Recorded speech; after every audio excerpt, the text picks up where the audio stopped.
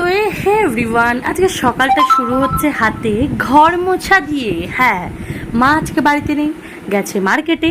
তো আমাকে এখন কি করতে হবে, সকাল সকাল উঠে ঘরটাকে মুছে নিতে হলো। যা যা কাজবাজ ছিল সব কিছু করে ব্রাশ করে বাজারে চলে গেছি। আর হ্যাঁ, বাজারে গিয়ে খুব গরম লেগেছিল, তাই একটুখানি মাজাও খেয়ে নিলাম। বাজারে গেছিলাম কিসের জন্য? এই তো সানডে স্পেশাল মাংস তো হতেই হবে, মাংস কিনতে। বাড়িতে এসে বাবা সুন্দর করে মাংসটা রান্না করে দিল, আর কষানো মাংস 4-5 পিস একবারে সেটিয়ে দিলাম। কেমন লাগলো মাংসটা? তোমাদের কাদের কাদের বাড়িতে সানডে স্পেশাল মাংস হয় জানিও। আমাদের বাড়িতে কিন্তু শুধু মাংস হয় না, সাথে আলু ভাজা, শাক পাতা, সব কিছু হয়। চিন্তা করো না, আমাদের বাড়িতে আজকে হয়েছিল আলু ভাজা আর পটল আর সর্ষে দিয়ে।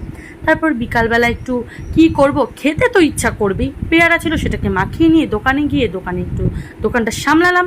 আর এই দেখো, 1 গামলা দুধ বাবা বসিয়ে দিয়েছে চা বানানোর জন্য। এখানে দেখো দোকান পুরো এখন খালি, সামনে শুধুমাত্র 2টো লোক বসেছিল, তাও চলে গেছে। রাতে 2টো মোগলাই পরোটা খেয়ে শুয়ে পড়লাম। কেমন লাগলো জানি।